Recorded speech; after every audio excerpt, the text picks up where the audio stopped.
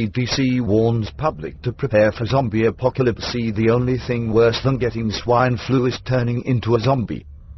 And just like most Americans, the folks at the Centers for Disease Control are vigilant about the walking dead wandering the streets, feasting on human brains and flesh. So vigilant, in fact, that they have released a synopsis of their plan in the event of an outbreak. From the blog post entitled Preparedness 101 Zombie Apocalypse. If zombies did start roaming the streets, CDC would conduct an investigation much like any other disease outbreak. It's likely that an investigation of this scenario would seek to accomplish several goals: determine the cause of the illness, the source of the infection/virus/toxin, learn how it is transmitted and how readily it is spread, how to break the cycle of transmission and thus prevent further cases, and how patients can best be treated. Who? Sounds like the CDC thinks zombism is akin to SARS. The post also recommends an emergency kit with water, food, medicine, tool, cleaning supplies, clothes, important documents and first aid materials. So a zombie outbreak is like getting SARS after an earthquake? Sounds miserable.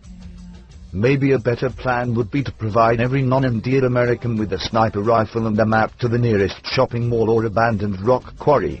Everybody knows that malls and quarries are safe during a zombie apocalypse, and zombies don't fare well against a skilled sniper.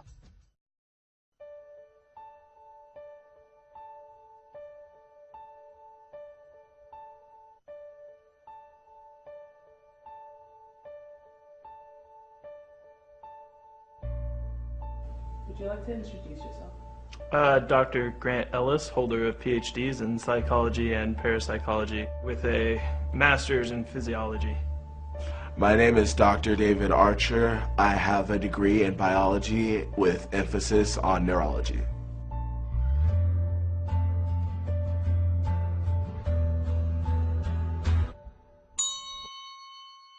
Let me start by saying this: it is extremely likely that a zombie apocalypse or an end-of-the-world scenario featuring zombies could take place. Toxoplasma gondii is this really gnarly brain virus. Toxoplasma gondii can only breed inside the intestines of a cat.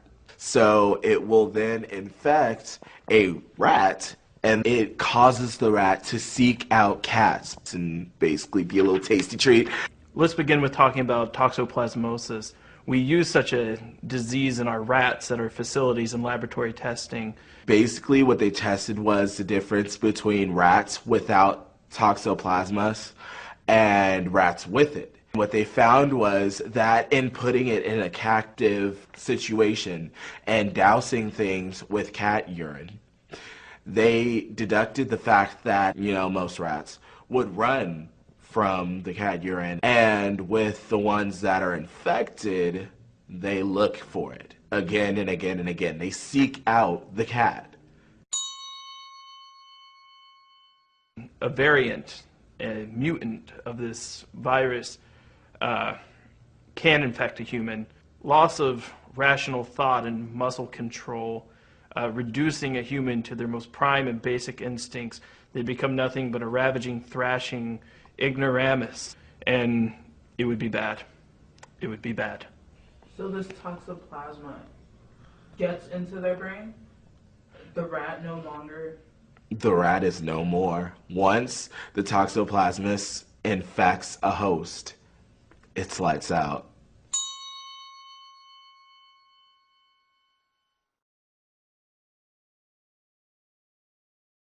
Mad cow disease. It's not very pretty. Okay, for instance, this totally and completely gentle creature suddenly becomes infected with mad cow disease. What it does is it infects its cerebral cortex and it goes buck wild. Its aggression skyrockets. Perfect example, 28 days later. Here you have this normal society, everything's quiet, and with the flip of a switch, you have this virus, this infection that just engulfs everything in its path. Well, it doesn't sound that bad to me either. It didn't sound that bad to me until I heard of Creutzfeldt-Jakob disease. It's a variant of mad cow that would infest a human. Again, there would be muscle spasming, twitching, biting of one's own flesh, and feasting upon human organs. The evolution of the mad cow and a string of the virus that would infect humans, it would just lead to the total downfall of civilization as we know it. It would spread rapidly. It would be airborne. It would also be found in our food. Just relatives shaking hands could cause transmission of this disease. In a few years, you'll notice the nanobot technology, where microscopic computers basically can infest a human. It can take over their thoughts and all muscle function. Basically, you would be able to be controlled by these parasitic devices. The technology has already been developed. It's already been tested. I personally was involved in several experiments through the use of nanotechnology, and the results were terrifying.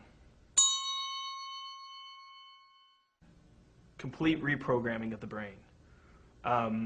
You've reprogrammed a computer before. You've asked a computer to do certain things. Think of the brain of the human brain as an ultimate supercomputer. The nanobots can reprogram this ultimate supercomputer and use it for whatever use it wants. We're talking about complete destruction of human race as we know it. So what are any last words you want to say to people who would listen, who would actually listen? I'd have to say, if you know of a really good handy shop with, let's say, knives, guns, I would have to say you get there as quick as you possibly can, you make connections, you make friends, you make sure they like you, and you just pray to God that you don't end up dead. Snack witch. Pray. Just pray. Science won't save you. There's no escaping from the virus. All you can do is fight, and at some point you're gonna lose. And that's the ultimate design.